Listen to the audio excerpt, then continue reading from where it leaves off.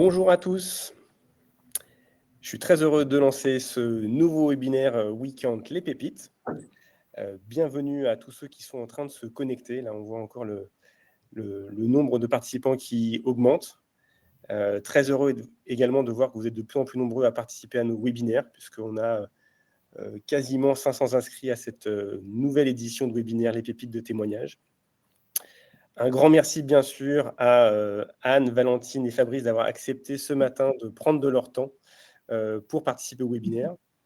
Très heureux également de voir beaucoup de clients, de partenaires ou de fidèles à nos webinaires qui sont connectés ce matin. Je reconnais pas mal de noms. Je m'appelle Antonin Guy, je suis le fondateur de Weekend et c'est moi qui vais avoir le plaisir ce matin d'animer les échanges avec nos 3 intervenants. Alors, pour commencer, quelques aspects techniques sur l'outil qu'on utilise pour ce webinaire, donc, qui s'appelle Livestorm. Vous avez 3 modalités d'interaction possibles. 1, vous pouvez réagir via des emojis ici. Vous avez un petit icône en bas de votre écran. Donc, n'hésitez pas, on essaie de faire un webinaire qui soit le plus interactif possible. Donc, vous pouvez envoyer des petits commentaires. Je vois que ça commence déjà. Vous pouvez réagir via le chat, ici en bas à droite. Le chat est là pour permettre les échanges entre participants. Et puis enfin, au fur et à mesure des interventions des intervenants, vous pourrez leur poser des questions. Et donc là, utilisez bien l'onglet « Questions ». Les différentes questions seront affichées dans cet onglet et vous pourrez ensuite voter. Ensuite, en fonction du timing qu'on aura à la fin du webinaire, on va essayer de garder 10-15 minutes.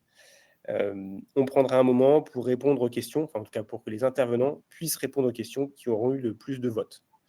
Pour les autres, les intervenants pourront répondre par écrit dans l'outil. Je vais un peu vite. Peut-être pour ceux qu'on accueille pour la première fois dans l'un de nos webinaires, l'objectif de webinaire, donc on propose tous les 3 mois, c'est de proposer un partage de retour d'expérience de responsables RSE, donc qui vont vous partager leurs bonnes pratiques, leurs succès, ce qu'on appelle du coup nous les pépites. Donc c'est Anne de Hardy's Group et Valentine de Johnson & Johnson qui vont vous partager aujourd'hui les dessous finalement de leur stratégie de décarbonation. Et puis, à chacun de ces webinaires, on fait également intervenir un expert. Et donc, aujourd'hui, c'est Fabrice Bonifay, président du C3D, qui va vous présenter une initiative qu'on aime beaucoup chez Weekend, qui s'appelle Gen Act. Je n'en dis pas plus, c'est lui qui va vous expliquer tout ça. Avant de se lancer dans la présentation de Anne, on va vous proposer un petit exercice. C'est un exercice qu'on aime bien faire, nous, dans les programmes collectifs d'accompagnement qu'on organise avec des responsables RSE. On fait ça en début de journée pour prendre un peu le pouls des responsables RSE et finalement commencer à créer du lien. Donc, la question que je vous pose aujourd'hui, c'est quel emoji décrit le mieux votre état d'esprit? Et donc, pour tous ceux qui sont en ligne, vous le faites déjà, mettez un petit emoji pour nous donner votre état d'esprit et n'hésitez pas dans le chat à compléter et à expliquer pourquoi vous avez choisi tel ou tel emoji. Et puis, je vais proposer à nos 3 intervenants, là pour le coup à l'oral, de nous dire quel emoji ils choisissent ce matin pour décrire l'état d'esprit et pourquoi. Qui est-ce qui veut se lancer? Allez, je me lance. Bonjour à tous, très heureuse d'être là. Donc moi, j'ai choisi évidemment la fête. Très contente d'être dans cette transmission aujourd'hui. Moi-même, j'ai été très inspirée au moment où c'était important pour moi de l'être. Donc voilà, très heureuse de partager ce moment avec vous. Merci Anne. Je vais prendre la suite. Moi, je dirais peut-être le 4e, qui n'est pas... parfois un peu sceptique quant à l'actualité. On a vu que la trajectoire 1,5 degré devrait être atteinte dans les prochaines années. Donc, ça donne du sens à tout ce qu'on fait. Donc, voilà. Quand même, malgré tout, optimiste et avec surtout l'envie d'agir. Et ravie d'être là aussi. Merci Valentine.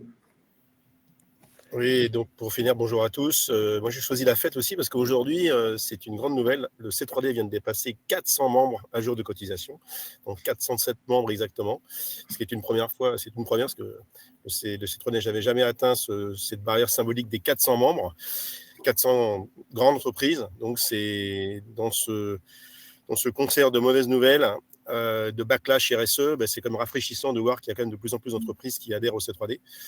Et puis, je vous donnerai des nouvelles de Gen Act, qui est un bébé qui se porte très bien également. Merci. Très bien. Merci à tous les 3. Mais je vais en profiter pour Je me lance en fait aussi pour vous donner. En fait, j'en ai choisi 2 emojis. Il y a celui de tout à droite, effectivement, parce que de la même manière que vous, très content d'avoir votre témoignage aujourd'hui et puis d'échanger avec toutes les personnes qui sont présentes. Et puis également le petit emoji avec la goutte de sueur, là, parce que nous, on est à Lyon. Et en ce moment, on est dans des bureaux qui ne sont pas climatisés. Heureusement, on a un petit ventilateur, mais il fait très, très chaud. Et donc, on sent de très près, là, en ce moment, les impacts du changement climatique, en tout cas chez nous à Lyon en ce moment. Merci à tous pour vos témoignages. Ce que je vais faire, c'est en 2 minutes, pour ceux qui ne connaissent pas WeCount, vous expliquer ce qu'on fait, notamment pourquoi, vous comprendrez pourquoi on organise ce webinaire.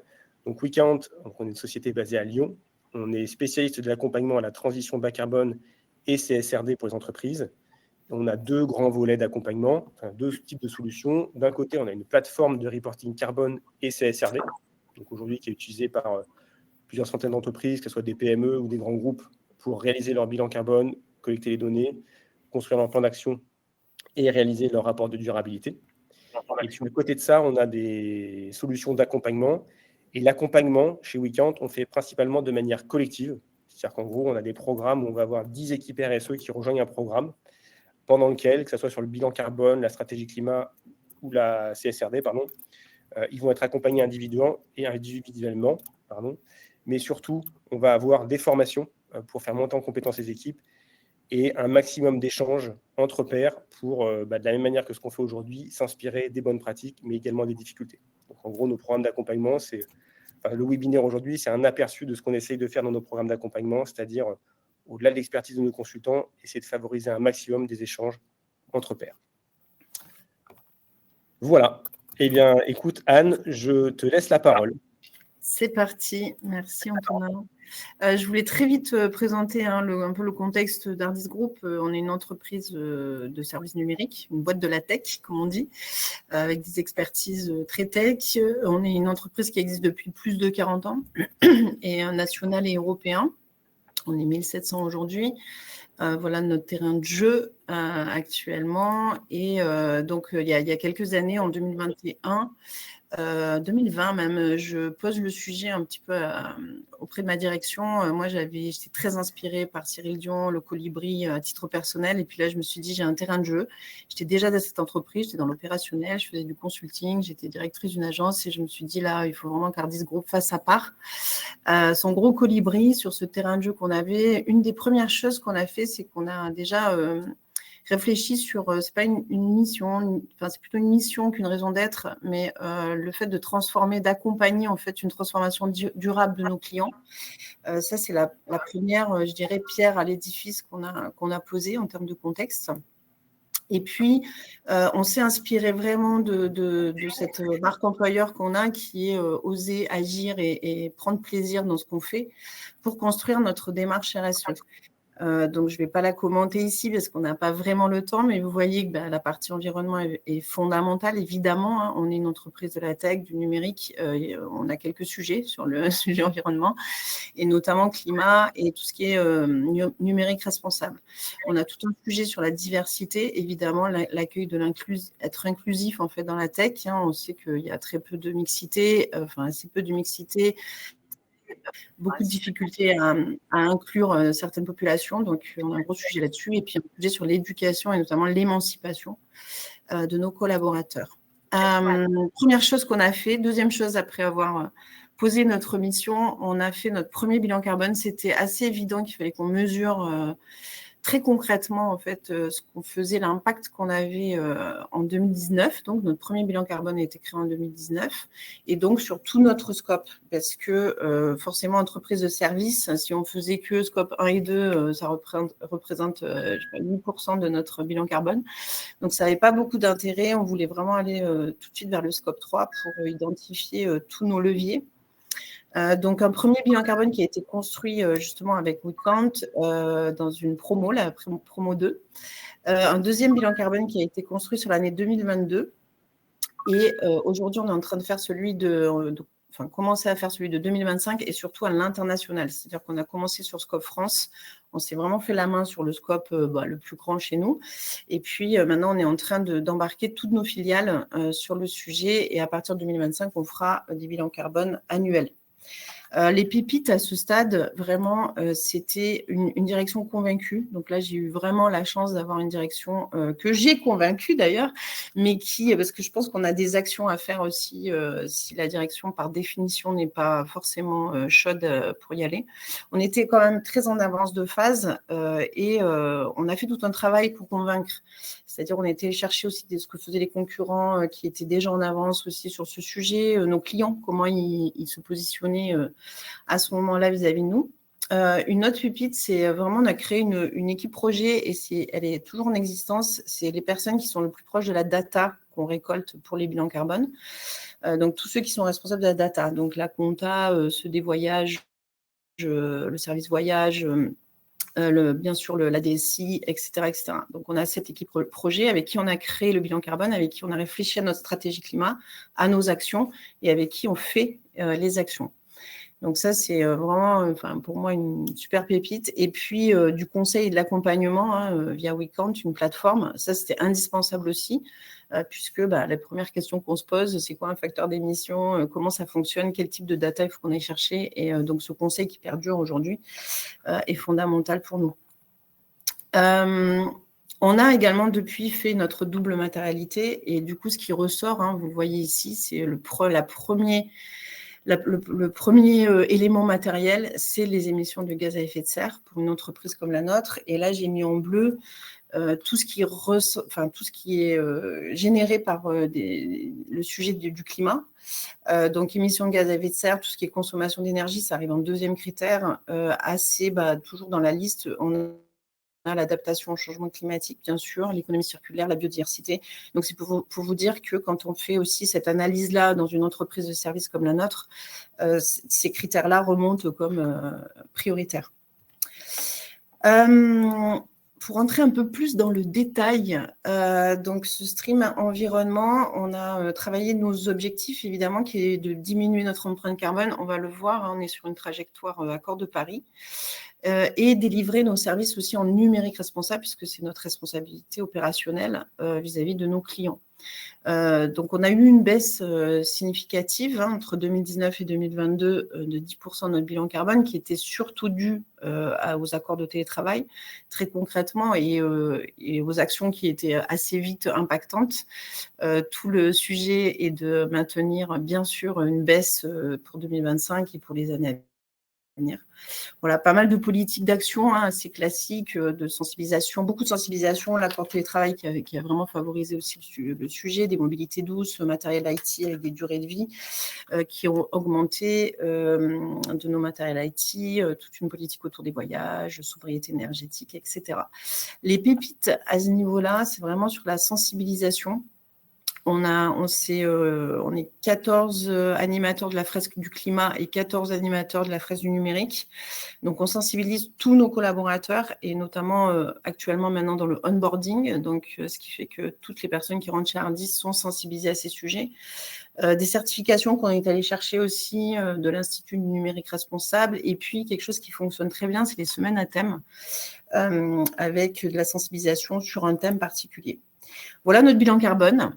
Tintin, il n'est pas comparable puisque chaque bilan carbone est très spécifique à nos activités, mais ça nous a permis de définir toutes nos batailles. Donc, la trajectoire, bien sûr, où on s'est engagé sur les accords de Paris. Donc, accord de Paris, c'est pour 2030, moins 42% de nos scopes 1 et 2 et 25% de nos scopes 3, ce qui est très ambitieux. On est dans cet objectif 2025, on a dépassé l'objectif 2022 et on est focalisé sur notre objectif 2025. On a défini à chaque fois nos politiques de stratégie climat pour arriver à cet objectif qu'on a défini dans la plateforme WeCount d'ailleurs. Et donc, il nous reste 390 tonnes de CO2 pour l'année 2025. Donc, on est sur le chemin. Voilà nos objectifs à très court terme. Je dirais 3 pépites ici. C'est vraiment aborder le numérique responsable. Donc, on a tout un tas de sensibilisation, mais aussi de formation. Maintenant, on délivre en fait nos activités en numérique responsable, c'est-à-dire en éco-conception et en accessibilité. Donc ça, c'est un chantier qui est très présent chez nous. Une autre pépite, c'est les équipes climat. Sur chaque site, donc on a 7 sites en France et 4 sites à l'étranger, on a mis en place sous volontariat des équipes climat qui sont vraiment responsables de tout ce qui est autour du bilan carbone de leur site. Les mobilités, l'alimentation, le matériel, le bâtiment énergétique, etc. Donc ça, c'est une vraie pépite. Et puis notre plan mobilité durable, bien sûr, qui a été aussi très favorable puisqu'on a une augmentation permanente des venues en transport en commun ou en vélo. Voilà, donc ça c'est un petit zoom sur le numérique responsable. On a beaucoup travaillé notre politique interne déjà pour faire exemplarité, puis aussi pour comprendre tous les tenants et les aboutissants de ce sujet. Donc ça c'était déjà en 2021. On optimise aussi nos data centers. On a des data centers. On est une entreprise de services d'hébergement. Donc un gros sujet sur l'optimisation et avec beaucoup d'effets. On a bien réduit notre empreinte carbone sur ces sujets-là. Bien sûr, déployer donc éco-conception et accessibilité. On propose nos services à nos clients et on a tout un écosystème autour. Et ça, c'est vraiment aussi une pépite, c'est de s'entourer d'un écosystème de personnes qui sont dans le même stade que nous et qui nous aident à justement progresser sur ces sujets. Et puis, c'est mon petit zoom pépite équipe climat. Ça, c'est une vraie réussite dans la durée. Donc des équipes, par exemple, à Lyon, pour citer celle de Lyon. C'est une équipe de 7 personnes qui se sont réparties un peu les sujets et qui travaillent, donc tous les mois, ils se réunissent et ils travaillent en profondeur sur les sujets. Par exemple, ils ont pris le sujet des déchets, parce que dans les bâtiments, même si on met des poubelles à disposition, il y a toute la problématique derrière, très concrète, de ménage, et aller jusqu'à la benne, et après à la benne, qui vient chercher et qui met au bon endroit, recyclage, etc. Donc ça, typiquement, ça prend un peu de temps et c'est vraiment intéressant que ça soit fait sur le site. Donc ça, c'est pour citer ce sujet-là. Et ils organisent toutes les semaines à thème, par exemple, sur leur site, avec des sensibilisations, ateliers sur les mobilités durables, également très orientées locales, du coup, et problématiques autour de Lyon et de la métropole. Voilà. Et ensemble, c'est mieux. Ça, c'est vraiment un slogan et plus puisqu'on travaille avec nos collaborateurs, tous nos collaborateurs et nos clients. Voilà, merci beaucoup. Merci beaucoup, Anne. En plus, c'était un vrai challenge pour toi de tenir en 10 minutes avec tout ce que tu as fait, mais franchement, le timing était parfait. Merci beaucoup. Je sais que ce n'était pas facile. Du coup, ce qu'on te propose, Anne, c'est effectivement de nous dire si tu as une pépite que tu veux que les participants retiennent, quelle serait ta pépite la plus intéressante selon toi? Et pendant que tu nous réponds, ce serait super si dans le chat, tous les participants, vous pouvez aussi nous partager, selon vous, après avoir écouté Anne, quelle est la pépite avec laquelle vous repartez comme potentiellement une bonne idée à mettre en place chez vous ou à tester chez vous. Alors, il y a des chances que vous parliez de ce dont j'ai parlé, qui est les équipes climat sur site. Moi, j'ai envie de parler aussi de l'écosystème, parce que finalement, c'est ça qui est présent là ce matin pour moi. C'est vraiment de s'entourer de personnes qui ont les mêmes problématiques que nous. On se sent souvent assez seul quand on est responsable RSE, notamment quand on débute sur le sujet. Et du coup, voilà, pour moi, c'est vraiment s'entourer d'autres entreprises. Le système de promo, par exemple, avec Weekend, ça, c'était pour moi une grosse pépite, en fait, s'entourer d'autres entreprises et de conseils pour progresser ensemble, se donner des tips, des bonnes pratiques, etc. Mais de toute façon, si vous êtes là, c'est que vous êtes déjà dans cette dynamique. Donc, voilà, ça sera ma pépite du jour. Merci beaucoup, Anne. Et puis, merci à ceux qui ont mis des commentaires dans le chat. On a plein de questions pour toi dans le chat. Écoute, Anne, tu peux essayer d'y répondre directement. Et puis, comme je le disais, on prendra un moment à la fin du webinaire pour répondre à l'oral aux questions qui auront eu le plus de votes. Fabrice, je vous laisse la parole. Eh bien, merci. Donc, en quelques minutes, je vais vous présenter l'initiative GenAct, l'entité sœur du C3D, qui a été créé il y a un petit peu moins de 2 mois. Alors le C3D, je pense que tout le monde le connaît à peu près, c'est l'association de référence et de préférence des responsables RSE en France. On vient de dépasser, là c'est un grand jour pour nous, plus de 400 membres à jour de cotisation, essentiellement des grandes et moyennes entreprises, quelques petites, mais il n'y a pas beaucoup de petites entreprises qui peuvent se doter, enfin qui peuvent avoir un responsable RSE à temps plein. Alors beaucoup en ont à temps partagé, ce qui est très bien. Donc c'est une association de professionnels, le C3D de professionnels de RSE, du développement durable et de l'impact. L'objectif de cette association, c'est de fédérer cette profession de manière à pouvoir faire en sorte de leur donner les meilleures informations, méthodes, outils pour qu'ils puissent, que ces gens-là puissent faire le mieux possible leur travail dans leur organisation et aider leur organisation à mettre en place les plans de transition les plus efficaces possibles dans le respect à la fois de la régulation, mais aussi des enjeux qui sont les nôtres aujourd'hui, qui sont des enjeux colossaux, de revenir dans les limites planétaires. Et donc, pour les aider à faire correctement leur travail, on a besoin pas simplement de mobiliser les responsables RSE, qui sont souvent des petites équipes dans les organisations, mais de mobiliser l'ensemble des collaborateurs qui, dans les entreprises, sont maintenant conscients de l'urgence d'agir et pas simplement de faire semblant d'agir, comme c'est souvent le cas, et enfin de la part des directions générales de certaines entreprises. Donc on a créé GenAct parce que on a fait le constat qu'il y avait des milliers d'entreprises, des milliers de collaborateurs qui avaient fait la fresque du climat, qui avaient fait l'atelier d'automne, qui étaient sensibilisés à titre personnel parce qu'ils se renseignent soit dans l'actualité, soit par eux-mêmes, mais qui étaient un peu démunis sur leur capacité à agir dans leur organisation. Et dans sa sphère personnelle, on sait ce qu'il faut faire.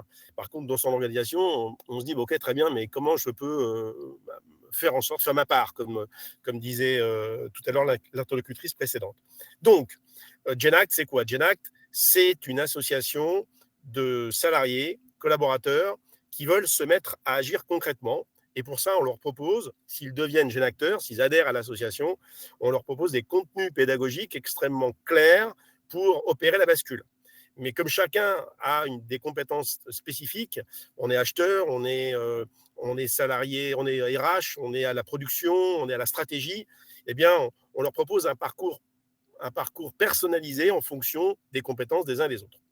Donc, une fois qu'on a acquis les compétences pour passer d'un modèle linéaire à un modèle permacirculaire, eh bien, on leur propose de mettre en place dans leur organisation un projet à visée régénérative. Alors, c'est quoi un projet à visée régénérative? C'est d'accepter en fait que le modèle linéaire n'est pas durable. Améliorer un modèle linéaire n'a pas de sens. Donc, le modèle linéaire, c'est le modèle qui domine aujourd'hui dans 99% des entreprises, qui consiste en fait à extraire des matières premières, à fabriquer des produits, à les vendre à ses clients, et ensuite, ces produits, dans 100% des cas, finissent à la poubelle. Et ça, même si on améliore le processus de fabrication, en consommant moins d'énergie, moins de matières premières, on reste sur un modèle extractiviste qui est délétère en fait pour le vivant et pour la soutenabilité du système Terre. Donc, on se dit, non, c'est pas ça qu'il faut faire. Il faut aller vers ce qu'on appelle l'économie de la fonctionnalité et de la coopération, en prenant en compte en même temps l'obligation morale de restaurer tout ce qui a été détruit depuis des décennies par l'économie linéaire. Donc, non seulement il faut changer, rompre avec le modèle linéaire, mais aussi restaurer les puits de carbone, restaurer les zones de biodiversité, parce que le premier capital à maintenir dans une entreprise, c'est le capital naturel.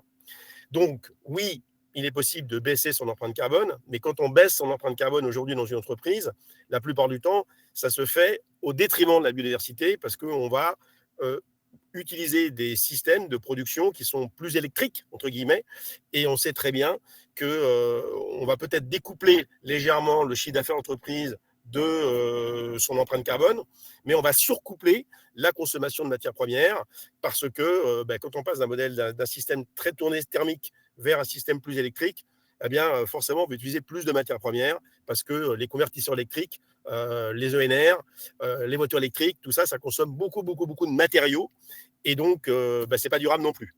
Donc, ce qu'on gagne d'un côté, on perd de l'autre. Donc, le but de GenAct, c'est d'avoir une approche holistique, systémique, de pouvoir jouer sur l'ensemble des limites planétaires en même temps et de se poser un certain nombre de questions sur d'abord, la raison d'être de l'entreprise, parce qu'améliorer des produits qui ne devraient plus exister, ce n'est pas une bonne chose. Donc, c'est déjà se poser cette question, est-ce que mon entreprise agit dans un domaine où les produits sont d'utilité sociale reconnue par les parties prenantes et inclusifs. Donc ça, c'est vraiment la première chose. Ensuite, la deuxième chose, c'est comment je vais pouvoir passer de ce modèle linéaire à ce modèle permacirculaire.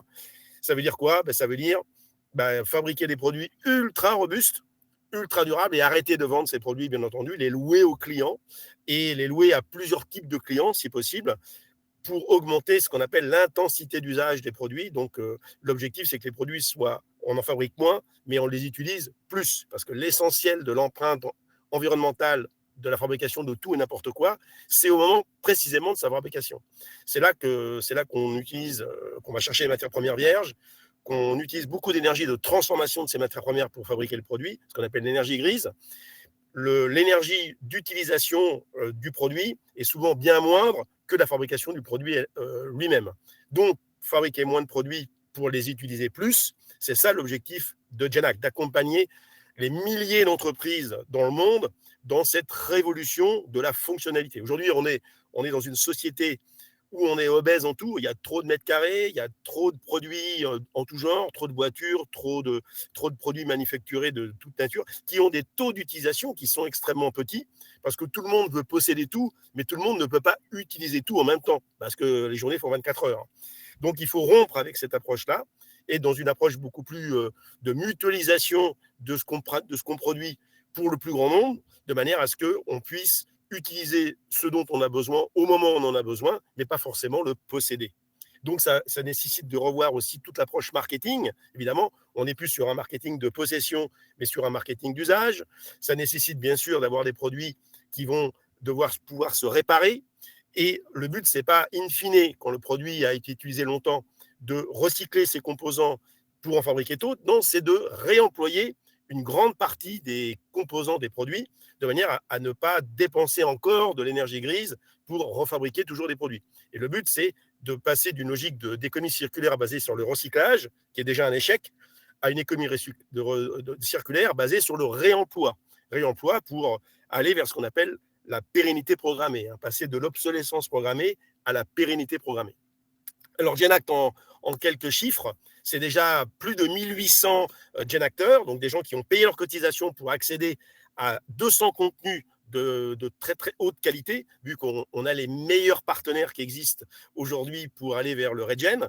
Donc, allez sur Genact, vous allez voir, c'est juste magique d'avoir rassemblé autant de partenaires. On a 38 partenaires aujourd'hui, on en aura plus de 100 dans quelques semaines. Parce que tous ceux qui veulent vraiment agir pour le vivant et pour la vraie soutenabilité, eh bien, viennent sur Genact pour proposer leur contenu. Et puis les Genact Land, qui sont les laboratoires que l'on met en place dans les territoires et dans les pays, parce qu'on est déjà dans 2 pays différents, c'est comment on met en place, comment on accompagne les Genacteurs pour mettre en place des projets à visée régénérative dans les entreprises, mais aussi sur les territoires. Et plus on aura de projets, plus la bascule pourra s'opérer, parce que l'objectif, c'est bien entendu qu'on ait un maximum d'entreprises qui mettent en place ce type d'approche et que ça finisse par ringardiser les entreprises qui restent sur une approche linéaire, qui est une approche écocidaire, qui est une approche qui, de toute façon, compte tenu des effets rebonds, compte tenu de la croissance recherchée par ces entreprises-là, feront que ce qu'on va gagner d'un côté, on va le perdre de l'autre. Donc, il faut rompre avec ça. Il faut aller vers des modèles à visée régénérative qui non seulement limitent l'extractivisme, mais qui restaurent, qui régénèrent, qui protègent les écosystèmes. Donc, n'hésitez pas à nous rejoindre. Vous allez voir, c'est une communauté formidable et on espère qu'on pourra récupérer plein de nouveaux adhérents à Genact. Et si vous êtes responsable RSE, le C3D est toujours ouvert, bien entendu, pour vous, parce que j'entendais tout à l'heure que les responsables RSE, certains responsables RSE se sentaient seuls. Genact et le C3D, surtout pour les responsables RSE, sont là pour qu'ils se sentent moins seuls.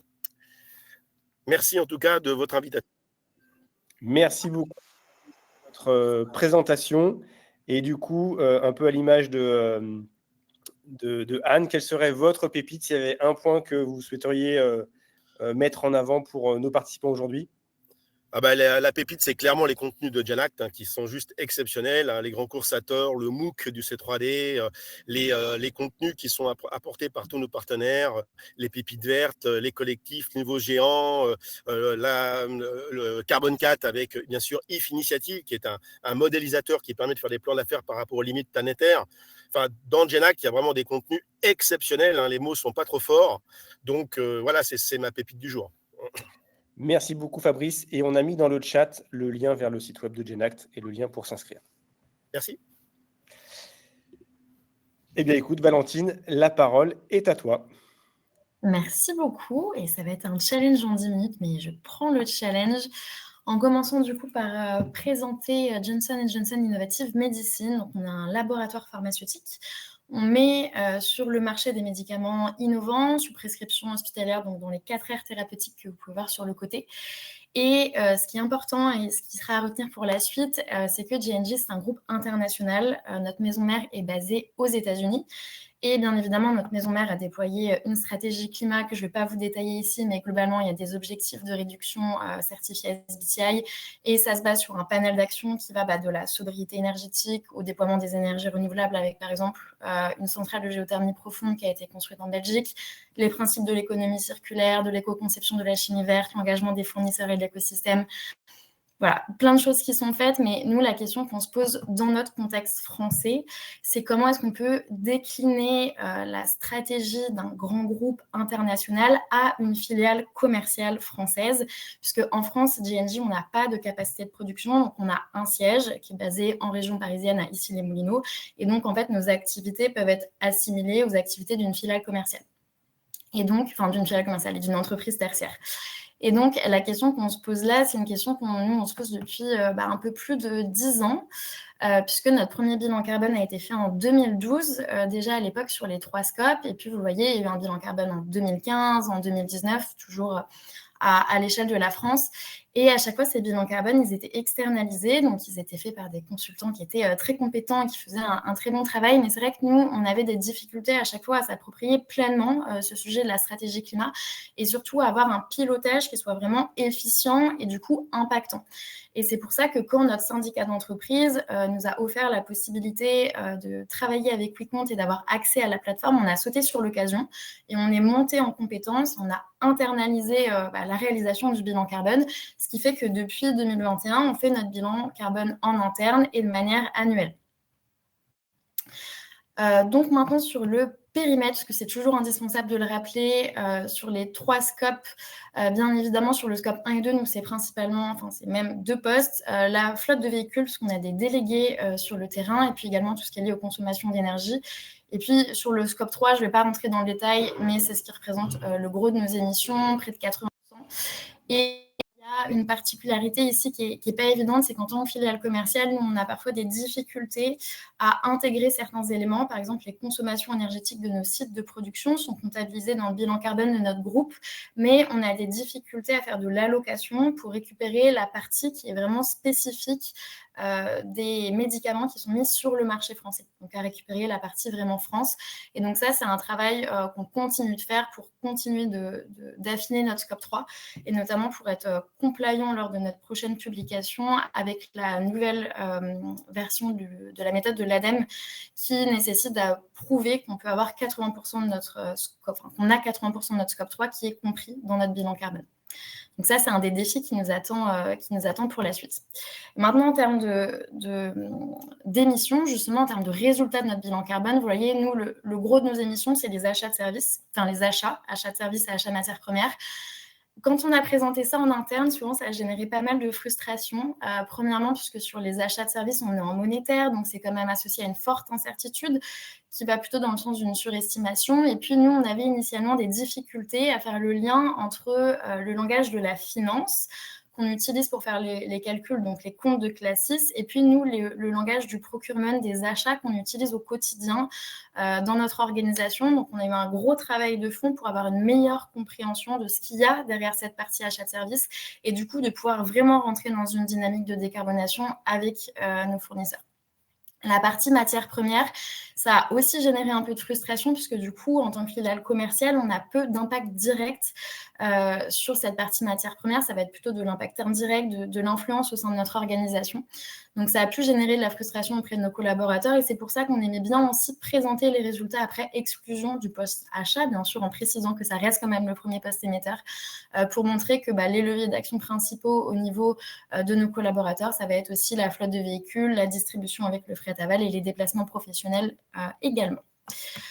Ce qui peut être intéressant, c'est aussi de vous partager l'évolution de ces émissions. Si on compare 2023 à 2019, notre année de référence, on voit que sur les premières années, 2019, 2021, 2022, on a une stabilisation en parallèle d'une augmentation du chiffre d'affaires. Et pour la première fois, en 2023, on a une diminution significative avec moins 20% en émissions absolues.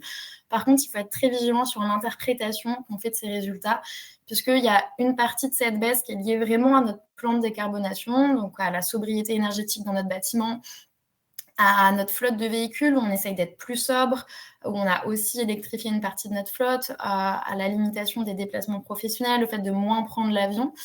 Mais il y a aussi une partie qui va être liée plutôt à des variations de notre portefeuille produit. Donc là, c'est tout ce qui est lié aux achats de matières premières. Même s'il y a aussi toutes les actions d'éco-conception du groupe qui impactent cette partie-là. Et puis la partie achat de services, où là, on n'est pas lié à notre plan de décarbonation, mais plutôt à des choix budgétaires en interne. Et donc, ça veut dire que cette diminution, elle n'est pas systémique, et donc elle peut réaugmenter à l'avenir. Et c'est là où on est très vigilant sur l'interprétation de ces résultats. Maintenant, en matière de trajectoire, si on se projette sur l'avenir, sur le scope 1 et 2, on a réussi à aligner nos objectifs avec une trajectoire 1,5 degré en nous basant sur des actions sur la flotte de véhicules, notamment sur l'électrification, et en allant plus loin sur les consommations d'énergie, en déménageant dans un bâtiment qui est bien plus petit et avec une meilleure efficacité énergétique. Et puis sur le scope 3, vous le voyez, c'est toujours work in progress. On a des objectifs internes, mais qui ne sont pas encore alignés avec les accords de Paris, notamment parce qu'on a, et vous le voyez sur cette slide, beaucoup d'actions qui sont en cours, mais qui ne sont pas quantifiées à l'heure actuelle. Soit les actions sont encore trop nouvelles et du coup, on n'est pas à l'aise sur les hypothèses qu'on peut intégrer dans notre trajectoire de décarbonation. Parfois, c'est aussi des difficultés méthodologiques. On en revient aussi à cette dichotomie avec notre groupe qui met en place des actions, mais c'est difficile, par exemple, quand notre groupe décarbone par exemple, tout ce qui est lié au transport de nos produits, quelle partie peut vraiment être implémentée dans notre bilan carbone de filiale française? Ça, c'est des discussions qu'on a beaucoup en interne et sur lesquelles on essaye d'avoir une discussion constructive avec notre groupe pour construire tout ça. Et bien sûr, toutes ces actions, elles ne seraient pas possibles sans l'engagement de toute notre organisation. Et c'est là où ça nous paraît toujours important de faire un point sur la gouvernance. Donc, bien sûr, on a des équipes climat. On est deux équivalents temps plein à travailler sur la partie environnement, donc climat, mais pas que. Et puis, on a également tous les contributeurs, donc tous les collaborateurs de notre entreprise qui, de par leur fonction, vont nous fournir des données pour le bilan carbone ou qui sont porteurs de projets de décarbonation. Donc, on anime en fait toute cette communauté. Et puis, bien évidemment, on fait le lien avec notre comité de direction. Et là, une des pépites qu'on peut partager, c'est qu'on a fait en 2023 une formation approfondie de notre comité de direction. On a booké 12 heures dans leurs agendas sur un an, ce qui est clairement un challenge quand on connaît les agendas des comités de direction.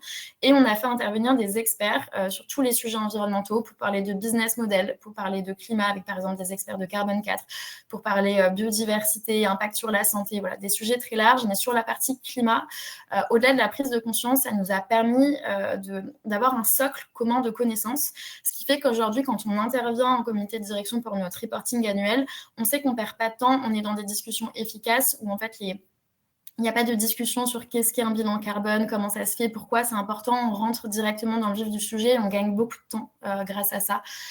Et puis après, il y a aussi bien évidemment l'engagement des collaborateurs. Là, c'est du classique, mais je le redis parce que c'est vraiment impactant et chez nous, ça a fait la différence, c'est la fresque du climat. Il y a quelques années, pendant un séminaire, on a fresqué tous nos collaborateurs, 500 personnes en même temps, et le retour d'expérience qu'on peut faire, c'est qu'il y a vraiment eu un avant-après. Ça a permis en quelque sorte de mettre le climat sur le devant de la table, de l'intégrer dans notre culture d'entreprise. Et puis, on a par exemple des membres du comité de direction qui, après cette fresque du climat, nous ont dit, mais en fait, je veux m'investir, je veux rentrer dans un comité RSE, dans un comité climat. Donc, pour nous, ça a vraiment été un accélérateur, même si, il faut le dire, c'est quelque chose qui doit se faire sur du long terme. Donc, ça rejoint tout ce qui a été dit sur le fait de fresquer les nouveaux arrivants, aussi sur Gen Act, qui peut être une belle opportunité d'aller plus loin et de passer vraiment à l'action pour nos collaborateurs, ce qui peut toujours être parfois difficile et qui peut être facilité par toutes ces actions-là. Bien sûr, il y a toutes nos parties prenantes aussi externes. Donc, dans l'externe, on met aussi nous, notre maison mère. Donc voilà, et pour conclure, donc aujourd'hui on est en 2025.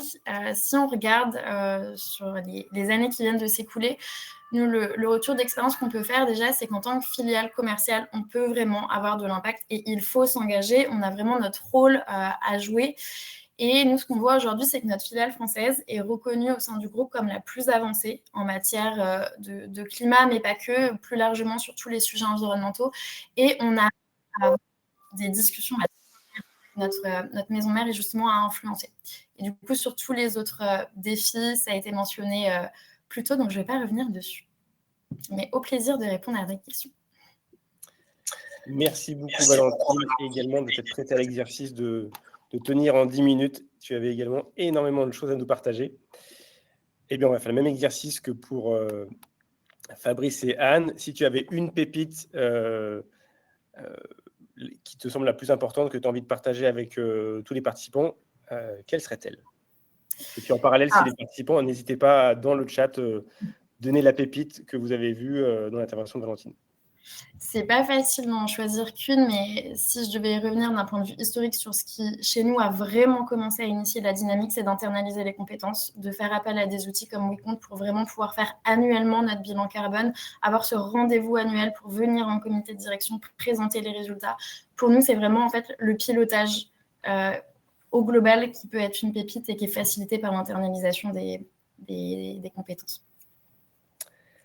Merci beaucoup.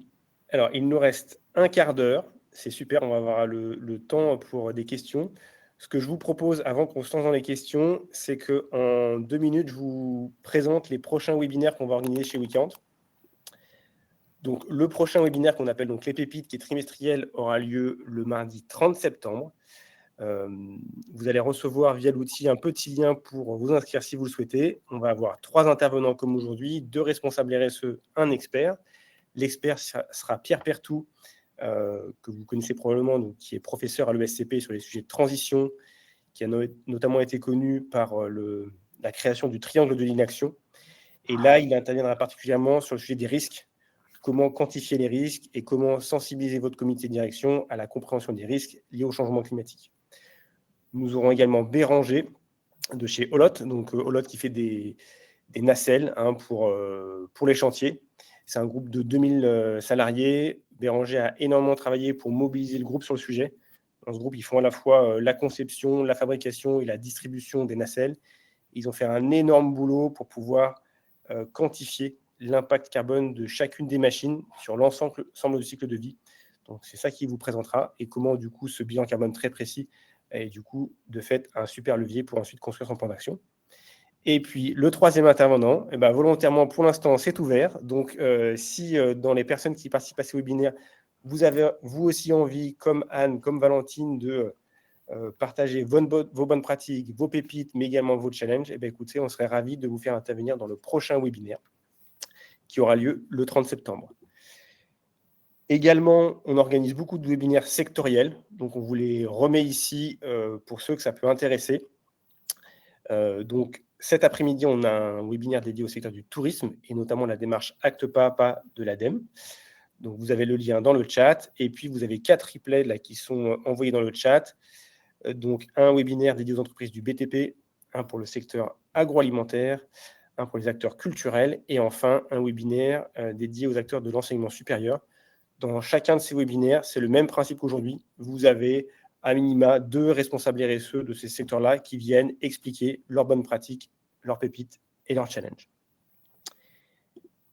Et encore un dernier webinaire, pour ceux qui sont intéressés par les solutions WeCount, donc que ce soit la plateforme de reporting carbone, la plateforme d'accompagnement au rapport de durabilité CSRD ou la dimension accompagnement, donc nos programmes d'accompagnement sur la partie bilan carbone, stratégie climat, acte pas à pas ou CSRD. On organise le 11 juillet prochain un webinaire de 30 minutes où on vous explique dans le détail ce qu'on peut proposer sur ces 2 piliers. Voilà pour les prochaines étapes côté WeCount. Et ce qu'on va faire pour les questions, c'est qu'on va regarder les questions qui ont eu le plus de votes. On a une question notamment. Alors, Anne, tu as répondu à pas mal de questions, mais je pense que pour certaines, ça peut être intéressant, si ça te convient, d'y revenir à l'oral. Et notamment, tu as une question de Robin qui t'a interrogé sur la part des données financières et des données physiques dans le calcul de ton bilan carbone. Question pas Comme facile. j'ai dit, c'est une bonne question. En fait, nous, dans l'expérience, c'est plus on est allé vers, plus on a progressé dans nos bilans carbone, plus on est allé dans des données précises. Aussi parce que la société civile autour de nous, la société économique a progressé. Donc, en 2019, par exemple, il y avait assez peu de fournisseurs qui nous donnaient des tonnes de CO2. Hein, même sur les voyages, c'était assez rare. Il y avait la SNCF qui le faisait déjà, mais sinon, pas forcément les autres. Et donc, on voit aujourd'hui, par exemple, en 2024, là, on a fait des simulations de bilan carbone et on voit que, par exemple, tout ce qui voyage maintenant, toutes les agences de voyage, elles calculent les tonnes de CO2. Donc ça, voilà, ça de plus en plus précis, en fait, de plus en plus physique et du coup, de plus en plus précis. Donc, je dirais, voilà, ça progresse. Hein, c'était pas la conversation avec nos fournisseurs aussi. Et c'est de plus en plus intéressant. Nos fournisseurs, on leur demande, donnez-nous vos tonnes de CO2 pour les missions que vous nous rendez. Et donc, on a de plus en plus de fournisseurs qui nous répondent année après année. Donc, pareil, hein, c'est l'écosystème positif, en fait, qui génère, du coup, voilà, plus de précision. Merci, Anne. On a également une question pour Valentine autour la question initiale, c'était avec quelle agence cabinet avez-vous travaillé pour la sensibilisation du CODIR? Donc, tu as répondu que vous l'aviez fait en interne. Est-ce que tu peux nous en dire un peu plus sur ce programme que tu as construit pour ton CODIR? Tout à fait, on l'a fait il y a quelques années maintenant et c'est vrai qu'on l'a fait vraiment sur mesure. Donc, on a sélectionné des intervenants qui répondaient vraiment aux besoins spécifiques de notre comité de direction. Donc après, c'est du temps, c'est de la ressource, c'est un choix qu'on a fait en interne, mais il y a aussi typiquement la Convention des entreprises pour le climat qui propose des programmes qui peuvent être intéressants pour engager les dirigeants. Très bien, merci Valentine. Fabrice, on a une question pour vous. De la même manière, vous y avez répondu, mais si on peut rentrer un peu plus dans le détail, c'était comment augmenter l'intensité d'usage d'un service. Donc, on est une entreprise du service et non un industriel. Alors, quand on est dans le service, c'est plus la destination du service qui compte, hein, parce qu'il n'y a pas de fabrication du service en tant que tel. Le service, c'est plus immatériel, même si le service s'appuie forcément sur un système d'information, hein, parce qu'il y a toujours une interaction avec le client, et il n'y a rien d'immatériel en réalité, hein, parce que même quand vous êtes consultant, vous utilisez un ordinateur, vous utilisez un réseau. Hein.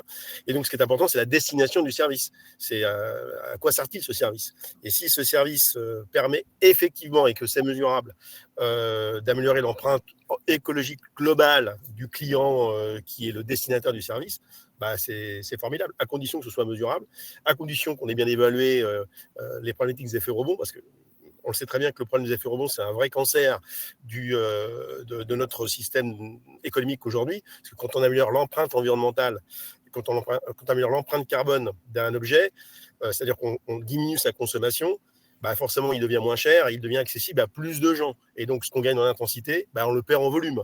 Donc, d'où l'intérêt de penser aussi à ce fameux Scope 4 qui n'est pas officiel aujourd'hui dans la nomenclature et dans la façon de mesurer l'empreinte carbone d'une entreprise. C'est quoi ce que Scope 4? C'est le carbone évité. Est-ce que mon produit ou mon service permet d'éviter du carbone chez les autres? Oui ou non? Est-ce que je suis capable de le mesurer? Et est-ce que je suis capable de l'évaluer? Je vous donne un exemple. Hein, alors, c'est un exemple un peu tarte à la crème, mais si je fabrique des énergies renouvelables, des systèmes, des convertisseurs d'énergie renouvelable qui participent effectivement à la désinstallation de systèmes de production thermique, à ce qui n'arrive pas aujourd'hui, oui, là, c'est très bien, c'est du bon cholestérol.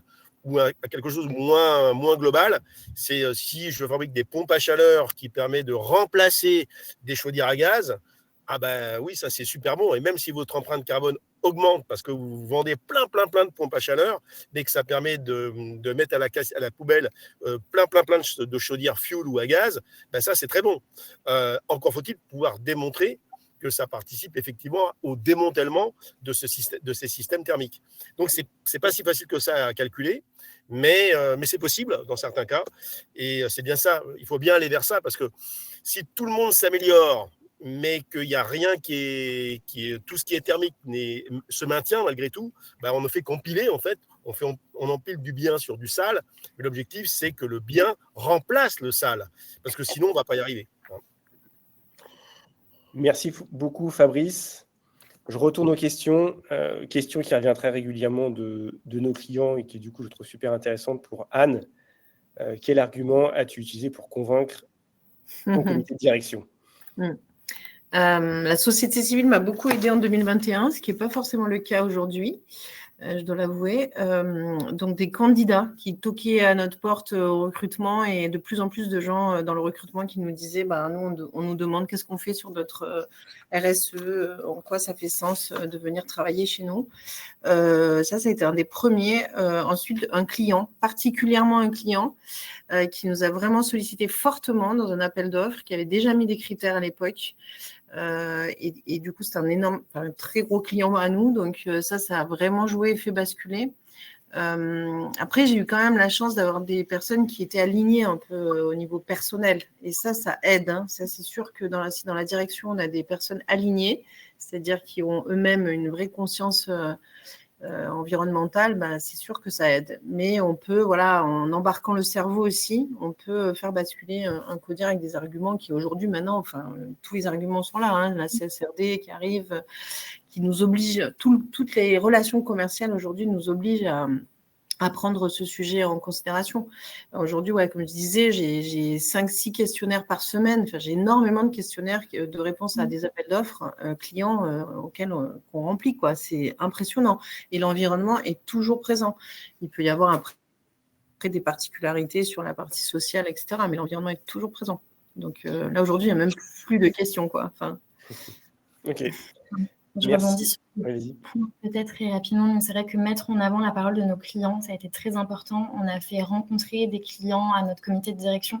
On a aussi fait un baromètre, par exemple, pour mesurer les appétences des professionnels de santé sur le sujet. Et ça, nous, ça a vraiment aidé en interne. Et quantifier l'impact business, pareil, lié aux appels d'offres, c'est vraiment ce qui peut faire basculer. Merci à toutes les deux. Il y a une question, je pense, qui est pour toi, Valentine, que je trouve super intéressante pour toutes les équipes RSE qui dépendent de grands groupes internationaux. C'est est-ce que la gouvernance climat a été portée par le groupe et est déclinée dans les filiales ou les filiales ont la latitude de s'organiser? Alors, la réponse va dépendre de la période, puisque c'est vrai, quand on a commencé, nous, à s'intéresser en tant que filiale française aux sujets environnementaux, on était parmi les premiers, notamment sur le sujet du climat. Donc, à l'époque, on a vraiment construit notre gouvernance au sein de notre filiale française. Et après, on a construit des relations vraiment proches avec notre maison mère. Et depuis, il y a toute une gouvernance qui s'est structurée, où on a des comités avec les différentes filiales des pays, les équipes dédiées au sein de la maison mère. Et donc, ça permet d'avoir vraiment une collaboration qui est efficiente et de remonter nos spécificités françaises. Parce que c'est vrai que de par l'engagement de nos parties prenantes françaises, on peut mettre aussi en avant des arguments auprès de notre comité de direction France, mais aussi auprès des instances européennes ou de notre global. Donc c'est vrai que ça, c'est vraiment important à ne pas sous-estimer la capacité d'influence des filiales.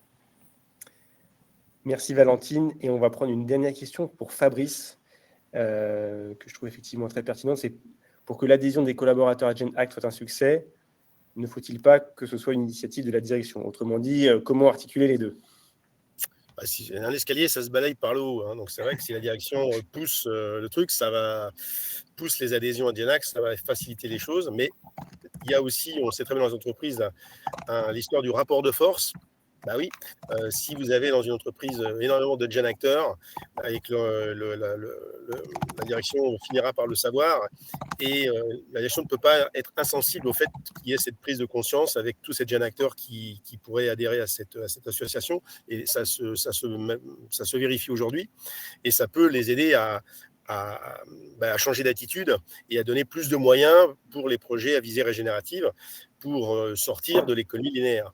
Donc, en fait, il faut faire les deux. Si on a une direction qui a pouvoir de décision, qui facilite et qui paye des forfaits de GenAct, d'ailleurs, il y a une offre entreprise aujourd'hui qui permet de payer des forfaits de GenAct aux salariés, plus les salariés pourront monter en compétences, pourront donc proposer des choses très pertinentes pour changer de modèle. Et à contrario, si la direction qui a pouvoir de décision n'est pas moteur pour ça, ben, s'il y a plein de collaborateurs qui adhèrent à GenAct, ben, ils vont quand même finir par se poser des questions et les deux fonctionnent. Donc, adhérez à GenAct. Merci Fabrice. Eh bien, écoutez, il est 11h56, donc il est temps de clôturer ce webinaire. Encore un grand merci à nos intervenants Valentine, Anne et Fabrice d'avoir pris de leur temps pour être là ce matin et d'avoir préparé avec nous. Et merci à toi. On espère que vous repartez avec des idées concrètes à mettre en place chez vous ou à minima un coup de boost, un coup d'énergie pour faire bouger les choses en interne et lancer de nouvelles initiatives.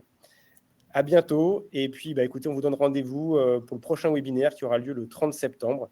N'hésitez pas à vous inscrire dès maintenant. Au revoir. Au revoir. Au revoir. Au revoir.